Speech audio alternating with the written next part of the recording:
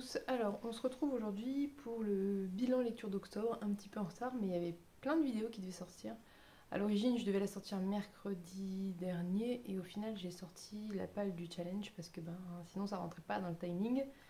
Donc on est sur un peu de retard concernant le bilan, mais c'est pas non plus très grave, c'est pas pressé, hein. Maintenant le mois d'octobre est terminé de toute façon. Donc je vais vous faire le bilan de tout ce que j'ai lu. Je vais vous classer ça un petit peu. Donc je vais d'abord vous le dire les livres que j'ai lus qui étaient prévus dans ma palle d'automne. Je vais vous dire les livres qui n'étaient dans aucune palle. Et je vais vous donner enfin les graphiques. Comme ça fait un petit peu un ordre et je vais m'y retrouver. Je vais mieux m'y retrouver comme ça.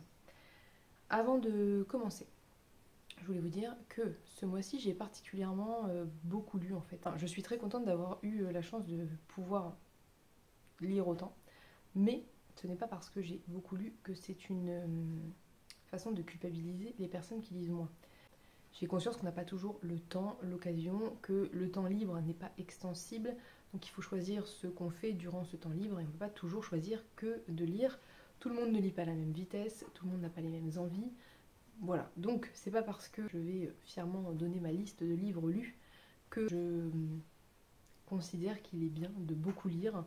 Je ne trouve pas que ce soit spécialement bien, je trouve surtout que c'est bien de lire quand on en a envie, quand on se sent dans le mood lecture et qu'on soit satisfait de ses lectures. C'est le plus important au final.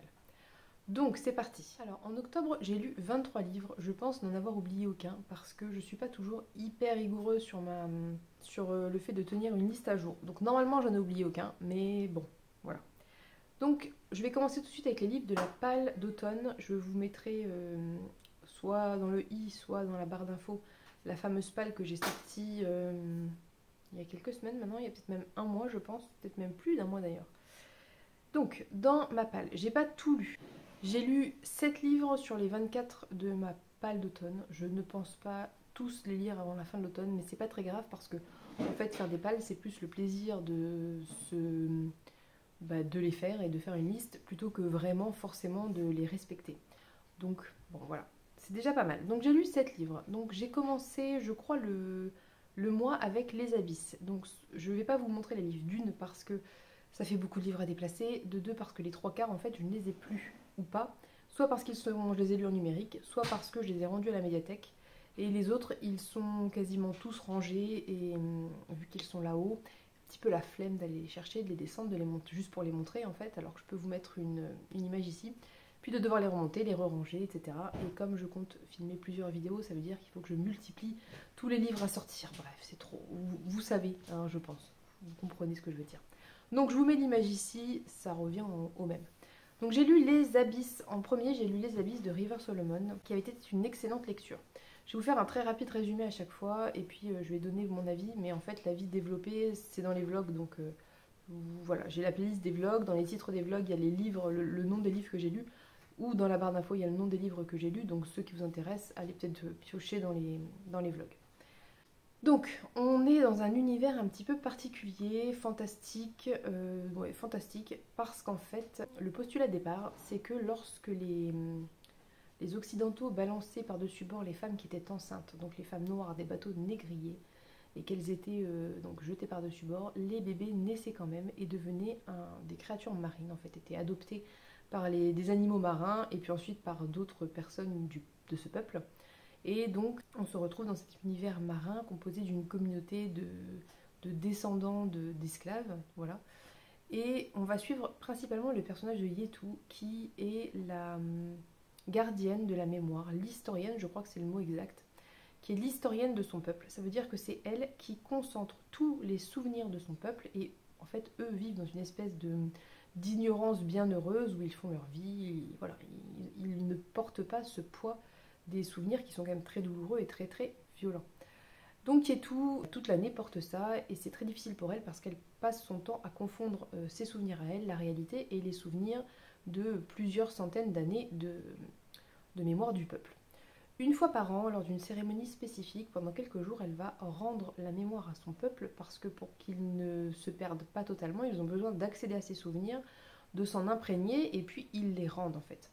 Donc durant cette cérémonie, Yetu a quelques jours de répit finalement où elle va partager le poids elle va quasiment même carrément tout donner et elle n'a plus ce poids à porter.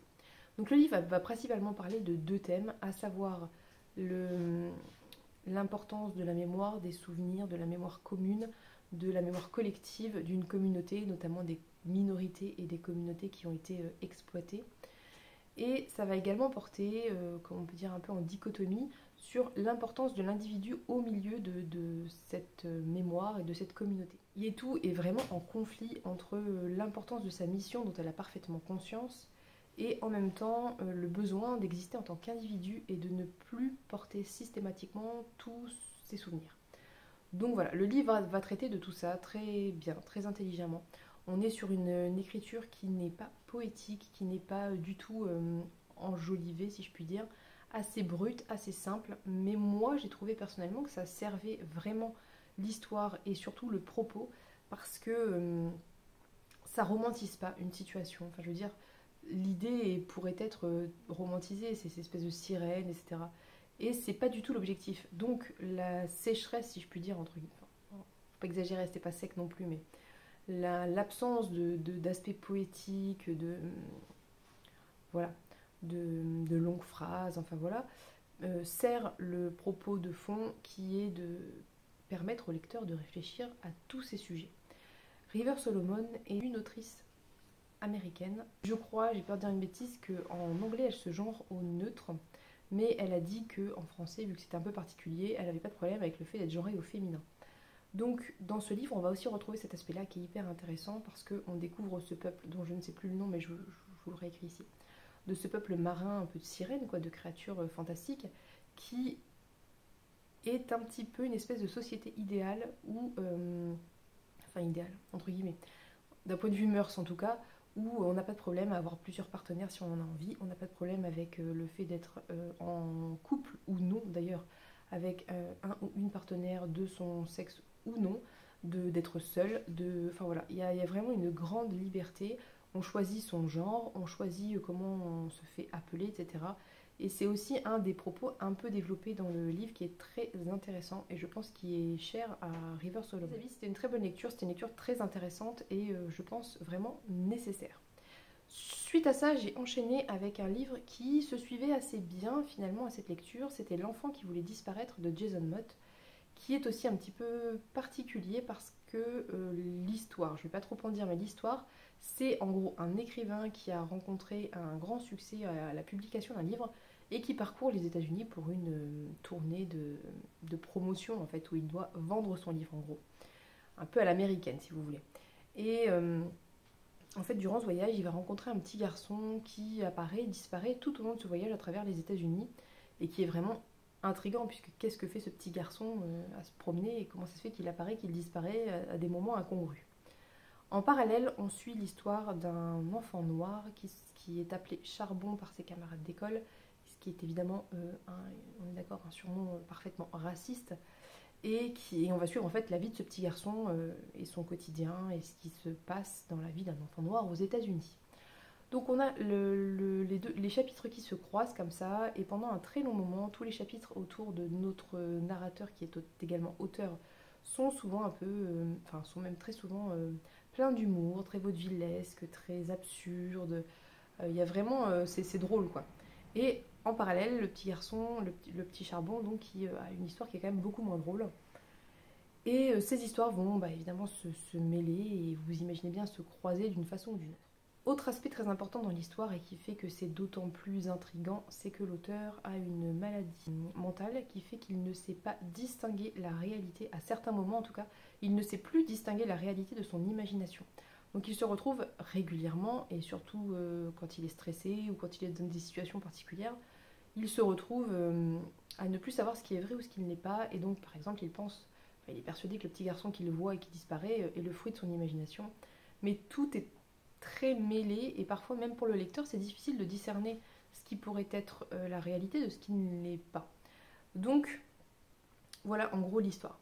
C'était une excellente lecture également, bien que beaucoup plus laborieuse que Les Abysses. Bon, Les Abysses c'est assez court, mais c'était plus laborieux parce que il y a vraiment tout un cheminement de conscience du narrateur-auteur qui est parfois long, parfois laborieux, et quelque part c'est logique. En fait, si vous voulez, au moment où débute le livre, un enfant noir est tué aux États-Unis par un policier. Et pendant quelques chapitres, à chaque fois que quelqu'un va vouloir en parler à notre auteur-narrateur qui est lui-même noir, il va y avoir quelque chose qui va couper et ça va jamais être, le propos va jamais être développé jusqu'au moment où il se retrouve face à cette réalité de cet enfant noir qui a été tué et les gens qui lui disent mais peut-être que tu devrais en parler, peut-être que c'est ton devoir en tant qu'homme noir de parler des noirs et des noirs victimes, etc. Et en fait, il y a tout un cheminement qui se fait dans la tête de l'auteur autour de ça, de est-ce que effectivement c'est son devoir, est-ce qu'il en a le droit, est-ce qu'il en a le devoir, est-ce qu'il en a l'envie. Et on est un petit peu encore une fois sur cette réflexion autour de l'individu, l'individualité et le fait, quand on est noir, d'être constamment ramené à sa couleur de peau et à sa communauté, entre guillemets. Je mets des guillemets parce que c'est quand même un peu compliqué de mettre tous les noirs sous une même communauté alors que ils ont, enfin je veux dire, le continent africain est quand même très grand et qu'il y a pléthore de cultures, pléthore de pays. Et est-ce qu'on peut dire que tous les noirs afro-américains ont la même culture, les mêmes croyances? Je ne pense pas. Mais en tout cas, les blancs s'imaginent que c'est le cas. On le sent très bien dans le livre, hein, que tous les noirs sont de la même famille, sont tous cousins, et donc il a ce devoir, cette obligation morale de parler des enfants qui sont tués par la police, des individus noirs tués par la police. Et voilà, lui se rebelle un peu contre ça, essaie de se défendre de ça parce qu'il ne se sent pas la légitimité, ni l'envie, etc. Bon bref, voilà, c'est tout le cheminement, la réflexion de pensée autour de ça. C'est une très bonne lecture aussi, bien que plus difficile, un peu laborieuse sur le milieu. Au début ça passe très bien parce qu'il y a l'humour, parce que voilà. Après il y a une partie au milieu qui est un petit peu plus laborieuse et sur la fin on a une véritable accélération, les histoires vont plus s'entremêler et on va avoir des révélations qui font que tout prend du sens. Donc je vous invite, si vous ne l'avez pas lu et si ce genre de sujet vous intéresse, à le découvrir parce que c'est assez édifiant, surtout en tant que personne qui n'est pas noire et encore moins noire américaine. Voilà. J'ai également lu, le mois passé du coup, Blackwater en lecture commune avec Pénélope. On a lu le tome 3, 4 et 5, ils sont ici. Voilà, toujours derrière moi. Donc on a lu les tomes 3, 4 et 5 et sans grande surprise je pense, c'était évidemment d'excellentes lectures. J'ai beaucoup aimé le tome 3 parce qu'il est très horrifique, très ambiance Halloween. Et j'ai beaucoup aimé le tome 5 parce qu'il y a une véritable accélération, évolution de certains personnages qui étaient des personnages peut-être un petit peu détestables. Et ça se nuance et ça change. Et c'est tout le génie de Michael McDowell. C'est cette capacité qu'il a à faire évoluer ses personnages, la manière qu'il a de les traiter, la manière... je ne saurais pas vous dire, en fait, il n'y a pas de... C'est un petit peu comme quand on lit du Zola où on ne voit pas de jugement sur les personnages de la part de l'auteur. Et bien là, c'est pareil. Il ne juge pas ses personnages. Il les fait évoluer, il les laisse évoluer. Et il n'y a jamais de franche critique, à part peut-être sur un personnage, mais c'est un peu particulier. Et bon, c'est vraiment très intéressant. C'est toujours surprenant. Moi, je trouve que c'est toujours surprenant. C'est ça qui est génial. C'est que ça prend toujours une autre direction que celle à laquelle je m'attendais. Mais toujours une meilleure direction que celle à laquelle je m'attendais. Donc j'ai constamment été de surprise en surprise dans la lecture de ces tomes. Autre point à noter qui est, à mon sens, vraiment essentiel, c'est que Michael McDowell a écrit Blackwater. J'ai peur de dire une bêtise, mais il me semble que c'est dans les années 80. Fin 80 je crois. Et sincèrement, pour l'époque, c'est vraiment hyper moderne. Et même pour nous, en fait, c'est très moderne. On a des personnages qui ont des modes de vie différents. On a des personnages qui ont des sexualités différentes. On a des personnages qui ont des visions de la vie différentes. On a des femmes qui ont le droit d'exister, même si elles sont des femmes. On a des femmes qui se révèlent dans différents domaines, dans différents milieux. Bref, c'est très moderne. C'est vraiment... c'est pas hétéronormé. C'est pas sexiste. C'est pas... C'est très bon. Après, quand on s'intéresse un petit peu à la vie de Michael McDowell, on se rend bien compte qu'il était lui-même assez concerné par ces sujets, donc c'est, j'allais dire logique, pas forcément, mais en tout cas c'est très bien qu'il ait choisi de traiter ça de cette façon, et peut-être un peu à contre-courant de ce qui se faisait à l'époque. Donc c'est une lecture qui peut se lire aujourd'hui sans aucun problème, ce qui n'est pas le cas d'énormément de livres qui ont été écrits il y a une quarantaine d'années, ou une trentaine d'années et qui pique et reste un petit peu en travers de la gorge par moment. Je pense par exemple à La Roue du Temps, je pense que c'est un peu plus ancien, mais il y a des moments où ça a du mal à passer quand même, hein. Bref, donc très très bonne lecture, vraiment, et d'autant plus qu'en le lisant en lecture commune avec Pénélope, on a pu échanger à chaud de ce qu'on lisait, on s'attendait à certains passages pour se débriefer un peu, et j'ai trouvé ça vraiment génial parce que elle avait vu des choses que j'avais pas vues, elle avait des points de vue que j'avais pas forcément explorés, et ça m'a permis de vraiment avoir une analyse plus complète, je pense, de l'œuvre. Donc, concernant Blackwater, je ne vais pas plus en parler parce que j'ai vraiment l'intention, peut-être pas fin 2022, mais en tout cas début 2023, de me relire les 6 et de faire une vidéo dédiée parce que c'était vraiment une lecture coup de cœur à plein de niveaux, et je pense sincèrement qu'une première lecture on voit plein de choses, mais une deuxième lecture va apporter encore plus de choses, d'autant plus qu'en les enchaînant, ça va permettre de voir peut-être ces petits liens un peu ténus à côté desquels j'ai pu passer en les lisant avec, pour certains, vraiment plusieurs semaines d'écart. Lecture suivante. J'ai lu Le Bal des Folles de Victoria Mass, qui était aussi une excellente lecture. Là, on va traiter, alors c'est plus historique cette fois, bien qu'il y ait un côté fantastique. On va traiter en fait de la Salpêtrière, qui était un asile pour femmes, un hôpital psychiatrique pour femmes, donc où on enfermait les femmes dites folles. On va suivre 4 femmes qui sont toutes très différentes, puisqu'on a une bourgeoise haute, grande bourgeoise, enfin en tout cas une fille de grand bourgeois. On a une femme qui est plutôt petite bourgeoise, fille de médecin de province. On a 2 femmes plutôt issues du peuple, quoi, enfin voilà, qui n'ont pas de richesse ni de titre. Et toutes vont graviter autour de la Salpêtrière, qui est un lieu très particulier et traité de manière extrêmement particulière, parce que certaines femmes y trouvent un refuge, alors que d'autres essaient de s'en échapper, essaient d'en sortir. Il y a vraiment un traitement des personnages féminins qui est extrêmement intéressant, et des points de vue qui est extrêmement intéressant, parce que on va, par exemple, un des personnages qui est un petit peu plus âgé, parce que oui, elles ont aussi un petit peu tous les âges, elles sont dans tout le panel d'âge, de la plus jeune qui a 16 ans, je crois, à la plus âgée qui en a 60, il me semble, ou 50. Par exemple, la plus âgée dit clairement qu'elle ne veut pas sortir de la Salpêtrière parce que le monde extérieur est dangereux, parce que dans le monde extérieur, il y a des hommes, et que les hommes, et je ne parle pas des hommes avec un grand H, je parle des hommes, des mâles, sont dangereux, qu'elle a passé sa vie à essayer de survivre aux hommes, et que depuis qu'elle est à la Salpêtrière, enfin, elle peut vivre sans s'inquiéter de se faire agresser à longueur de temps, sans s'inquiéter de ce qui peut lui arriver. Bref, et il y en a d'autres qui ne sont pas du tout dans cet état d'esprit. Enfin voilà, on va suivre différents points de vue qui vont autant mêler l'aspect, comment dire, traitement des femmes, j'allais dire au 19e siècle, mais encore valable aujourd'hui pour beaucoup de sujets, hein, concrètement. On va parler aussi de ces aspects de comment les femmes vivent dans cette société extrêmement misogyne. On va parler de ce qu'est une folle. Qu'est-ce qu'une folle au 20e siècle, au 19e siècle? Qu'est-ce qu'une folle au 21e siècle? Donc, a priori, une femme qui tout simplement n'est pas d'accord avec un homme, hein, concrètement, c'est plus ou moins ça. On va traiter de beaucoup de sujets féministes qui sont très intéressants et qui, je trouve, poussent la réflexion, en tout cas peuvent pousser la réflexion beaucoup plus loin que l'histoire en elle-même, bien que l'histoire se suffise à elle-même. Donc je vous invite, si vous êtes intéressé par ces thématiques, à le lire parce que c'est très court, ça se lit très très vite et c'est vraiment très intéressant, et je trouve que c'est un vivier à idées, à réflexion féministe très intéressant. Ensuite, j'ai lu La femme ours de Carolina Ramqvist, je l'écris, hein, la suédoise, je ne sais pas, je suis désolée, j'écorche sûrement son nom, que je n'ai pas du tout aimé, en tout cas que j'ai trouvé extrêmement médiocre. Je ne peux pas dire que j'ai détesté, mais c'était vraiment très médiocre.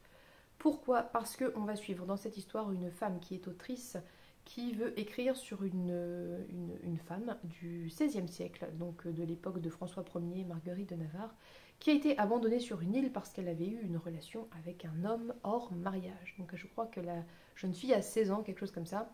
Et donc pour moi, l'histoire promettait en fait de suivre cette autrice qui eh bien, allait écrire sur cette jeune femme.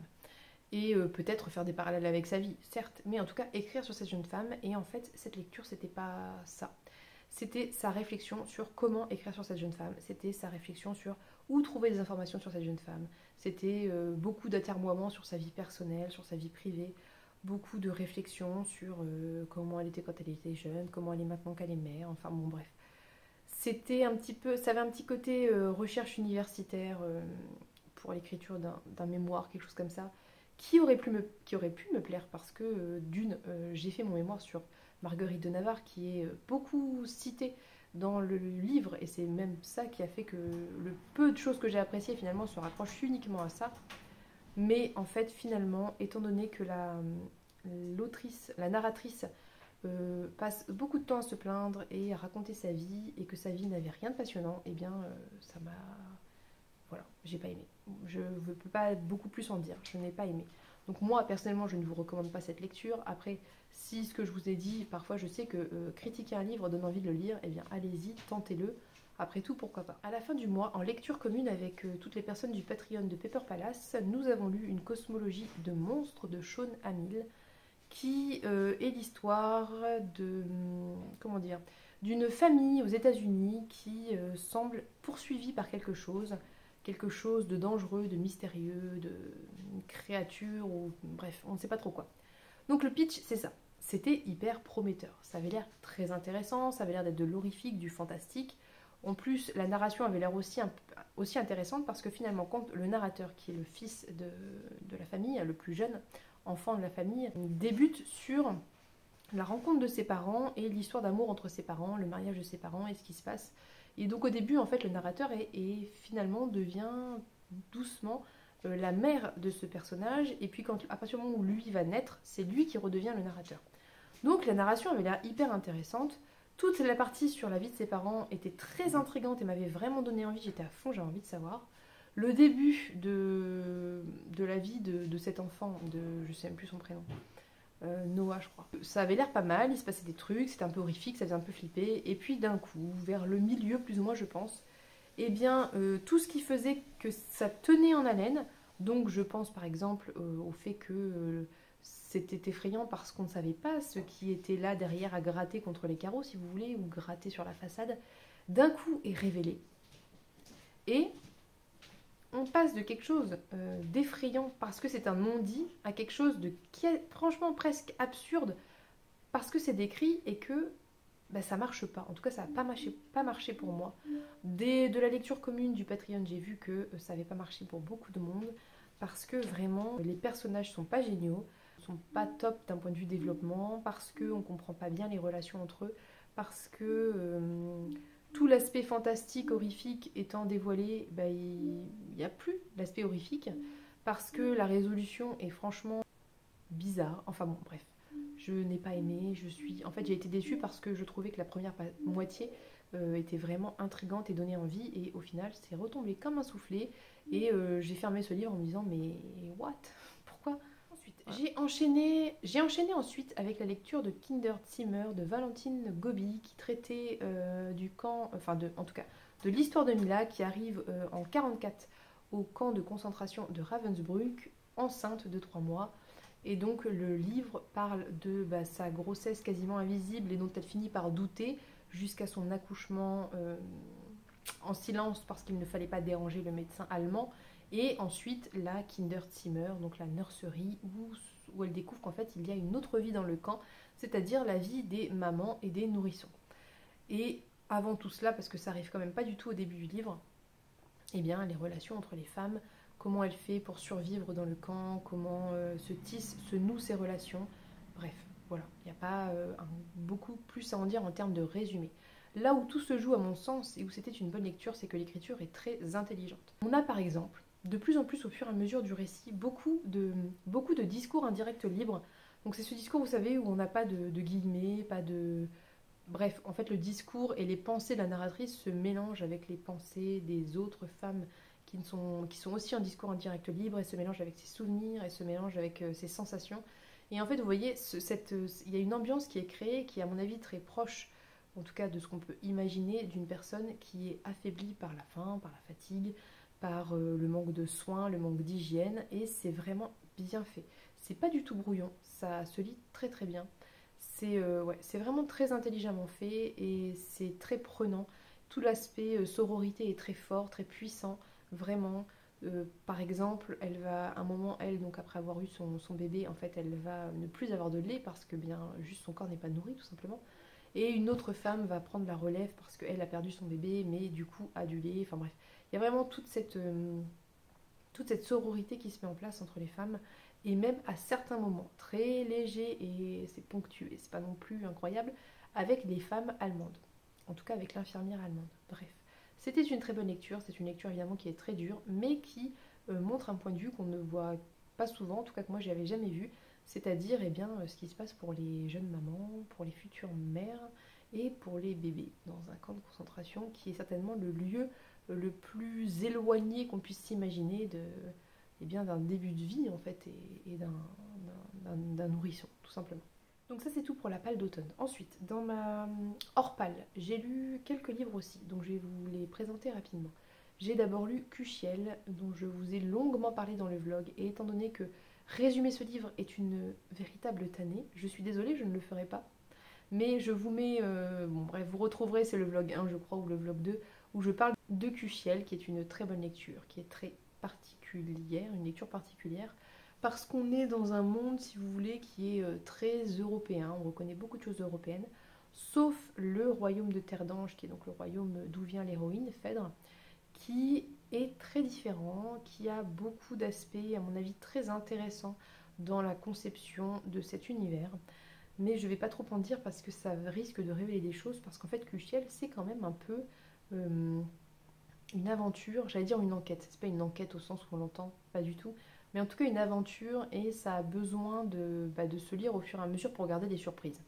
Ceci étant dit, la première moitié développe très bien l'histoire de la vie de la jeune Phèdre, qui a la vingtaine au final dans ce tome, je crois. Donc on démarre de sa naissance on développe très longuement sa naissance jusqu'à ce que l'histoire rejoigne l'histoire qui nous intéresse en fait, donc le complot politique. Et c'est vraiment très intéressant. Je trouve que le traitement du personnage de Phèdre est très intéressant. Je trouve que la manière dont l'autrice fait évoluer son personnage est intéressant, et même les autres personnages qui gravitent autour d'elle. Tout ce que je peux vous dire pour vous donner envie, c'est que Phèdre est une jeune femme qui est frappée ce qu'on pourrait appeler une espèce de malédiction, mais qui est en fait la marque d'un des dieux de son royaume, et qui fait d'elle un personnage au début rejeté et ensuite extrêmement convoité, et qui eh bien, va un peu tracer son destin.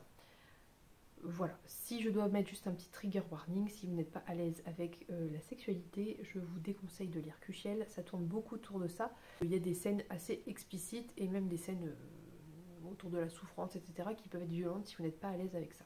Voilà, donc très bonne lecture, d'ailleurs depuis j'ai lu le 2, je vous en reparlerai plus tard. Ensuite, deux coups de cœur que je vais mettre ensemble, même si, bon, c'est Le Dieu Oiseau et Mère Morte d'Aurélie Wellenstein, qui étaient vraiment deux coups de cœur, gros coups de cœur.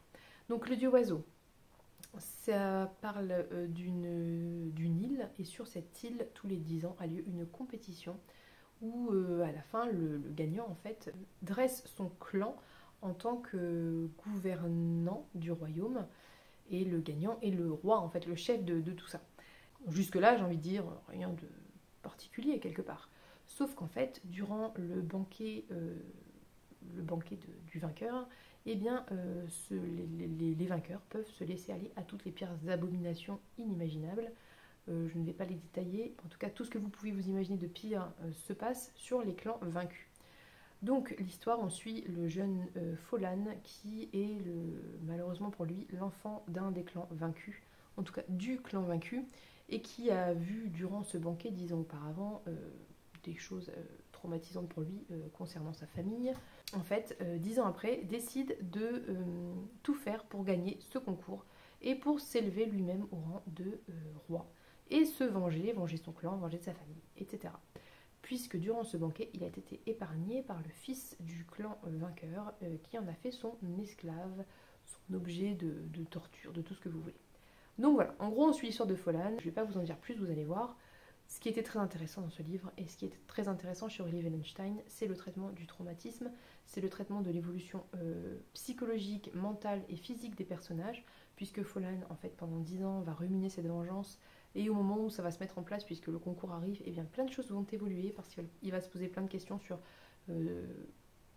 est-ce qu'il existe encore pour son clan, puisqu'il a été enlevé quand il avait 10 ans, il en a 20 maintenant, 10 ans se sont écoulés, est-ce qu'il existe encore pour eux Il va se poser la question de s'il se venge, est-ce que c'est pour lui, est-ce que c'est pour sa famille, est-ce que c'est pour son clan? Est-ce que toutes ces choses qui l'ont nourri pour survivre pendant ces 10 années sont encore valables? Bref, toutes ces questions qui sont extrêmement intéressantes. Par contre, je vous préviens, c'est une lecture où il y a énormément de descriptions de violence physique, psychologique, tout ce qu'on peut s'imaginer y passe. C'est assez, franchement, c'est très très dur à lire. Donc, à vous de voir si vous vous en sentez capable. Concernant Mère Morte, on est un petit peu dans les mêmes thèmes, en tout cas dans les grands thèmes, mais je vais vous faire un rapide résumé, comme ça sera plus simple pour vous d'imaginer. Donc dans Mère Morte, on va suivre en fait une terre post-apocalyptique où tous les océans et toutes les eaux de la surface du globe ont disparu et les humains survivants vivent un petit peu en bastion, regroupés ensemble dans une espèce de désert, voilà, de désert où il n'y a plus d'eau. Sauf que régulièrement, je ne sais plus très bien si c'est plusieurs fois par jour ou il y a des jours quand même d'accalmie, mais bref, des marées hautes fantômes spectrales arrivent et à cette occasion libèrent les âmes des animaux qui ont été massacrés à cause des humains, de manière directe ou indirecte par l'évaporation des eaux. Et ces fantômes, ces spectres plutôt, sont un petit peu, comment dire, mécontents. Et enfin, donc, ils viennent grignoter l'âme des humains qui se trouvent sur leur passage.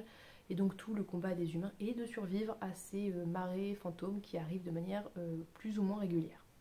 On va suivre un personnage qui est je crois que c'est exorciste le thème, donc qui a la capacité de défendre, de créer une espèce de bulle autour des gens avec qui il est, et de les protéger de ces attaques et d'exorciser les spectres.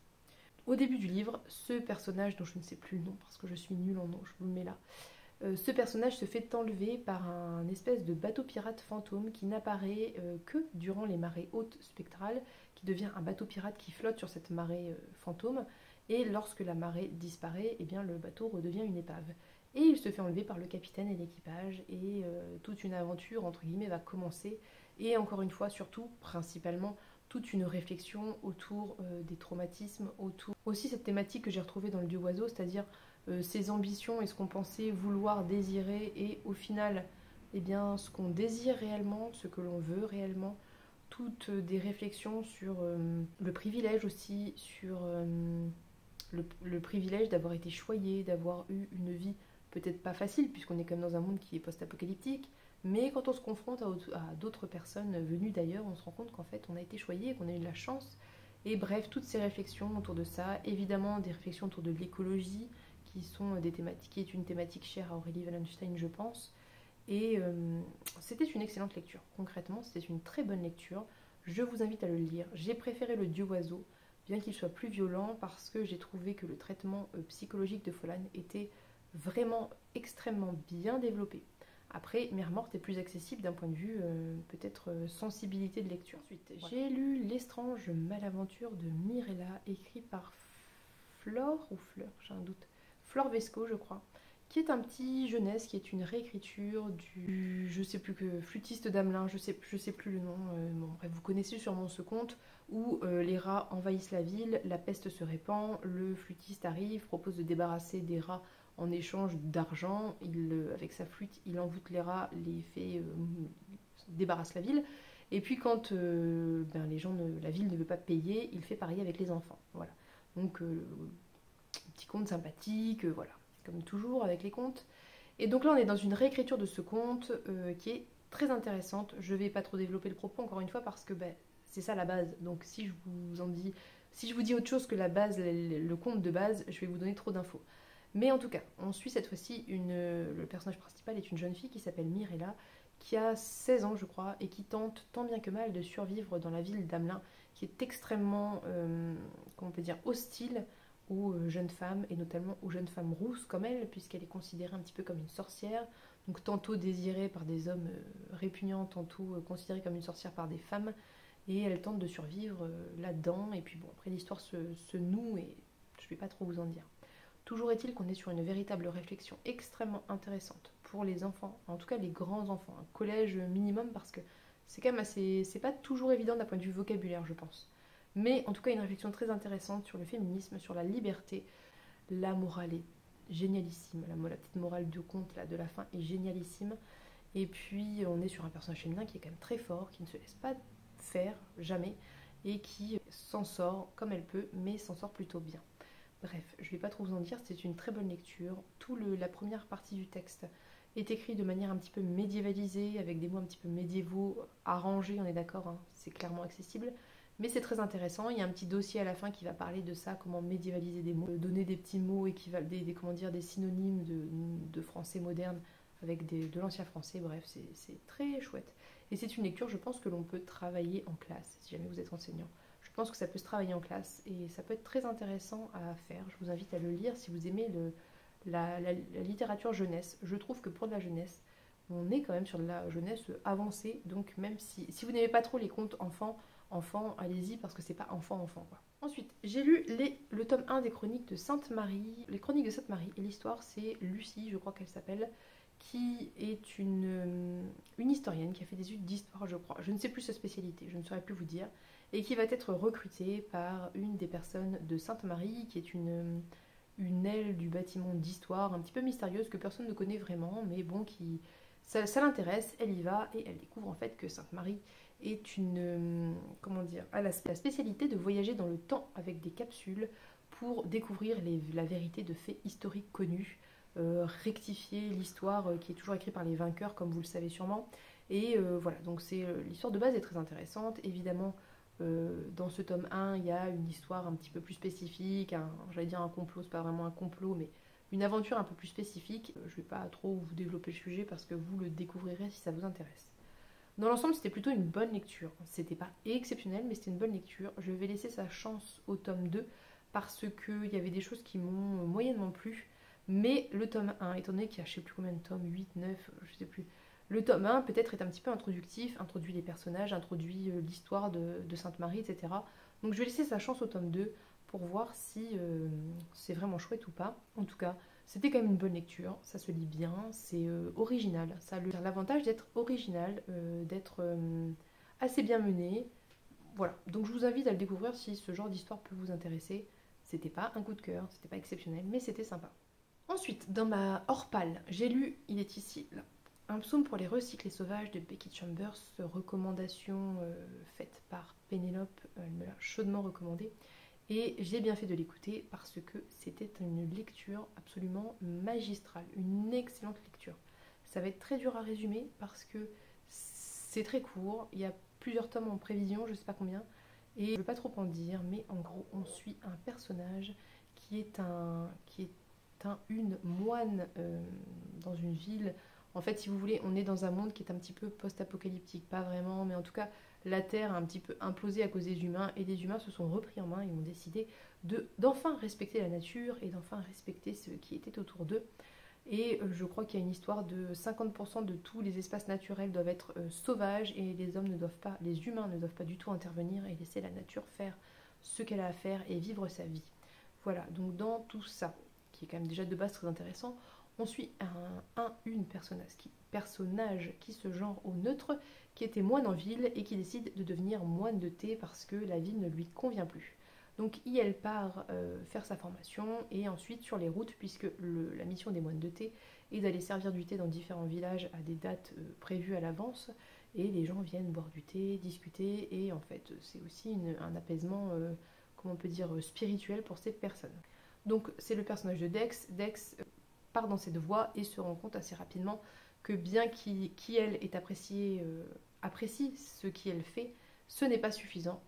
Donc voilà, je ne vais pas trop vous en dire plus, il y a un petit... Voilà, ça se lance sur autre chose. Dex rencontre un personnage incroyable et l'aventure commence entre guillemets. Alors je dis l'aventure, mais c'est pas du tout une aventure. C'est vraiment très poétique, très doux, très calme, c'est très contemplatif. On n'est pas sur de l'aventure justement, mais je vous invite, si vous avez besoin de réconfort, à lire tout simplement ce livre, parce que c'est de la SF, mais pour une fois, et c'est très rare, c'est de la SF sans vaisseaux spatiaux peut-être déjà, et surtout c'est de la SF qui est extrêmement réconfortante. Voilà, et très inclusive aussi.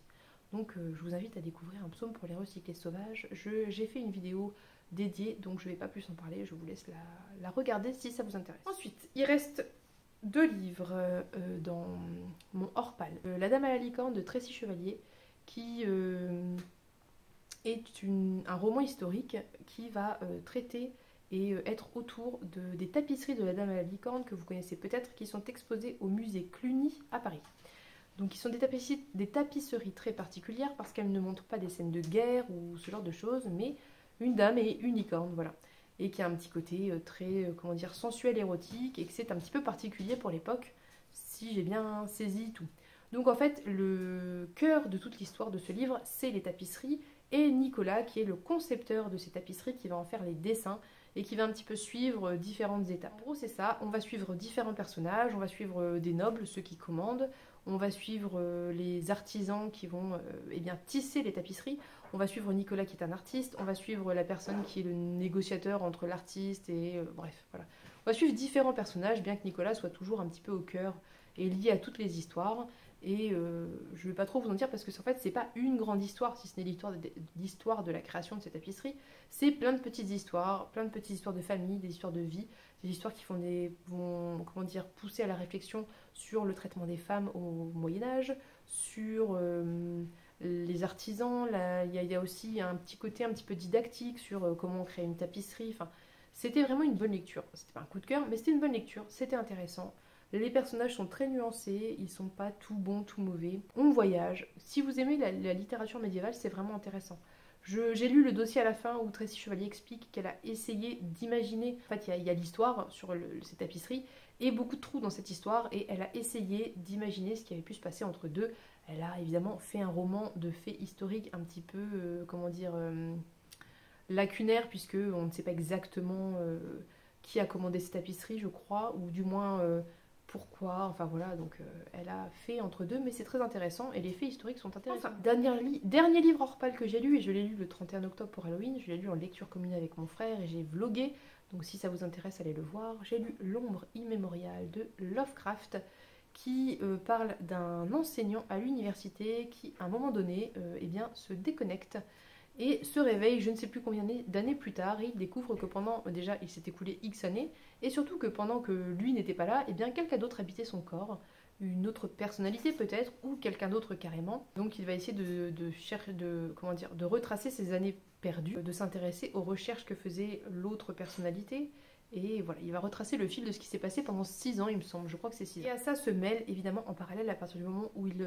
se réveille, des espèces de rêves bizarroïdes, un peu effrayants, un peu... voilà, et puis surtout, il a l'impression que ses rêves sont des souvenirs, donc ça commence à être très troublant pour lui, ça lui met mal à l'aise, et c'est du Lovecraft, donc beaucoup de choses dans le non-dit, dans l'angoisse, dans l'horrifique, bien que dans celui-ci, on a pas mal de choses décrites et expliquées, ce qui est assez rare, je crois. J'ai lu que celui-là de Lovecraft, mais d'après mon frère, c'est assez rare. Donc là, on a quand même pas mal de choses décrites et expliquées. C'était une très bonne lecture, ça aurait pu être un coup de cœur, si ce n'est que la misogynie, l'élitisme de Lovecraft transpire par tous les pores de ce livre. Lovecraft était une personne aussi raciste, même si là, je ne l'ai pas perçu. Enfin si, si on considère le fait qu'il fasse comme si les personnes noires n'existaient pas, voilà.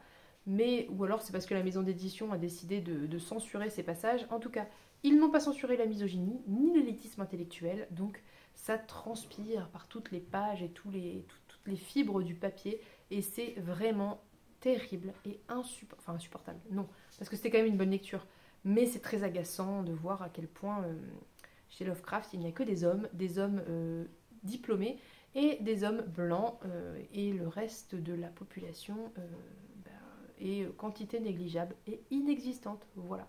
Donc ça aurait pu être un coup de cœur, mais malheureusement, du fait que Lovecraft était un sale type, eh bien le livre, malgré lui, le transpire, comme quoi on ne peut pas séparer l'œuvre de l'artiste, puisque l'œuvre transpire, comment dire, est imbibée de la mentalité de son auteur, on peut dire ce qu'on veut.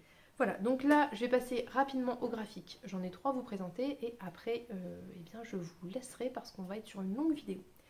J'ai lu L'Atelier des sorciers, le tome 1 et le tome 2. J'ai la suite ici, le 3 et 4.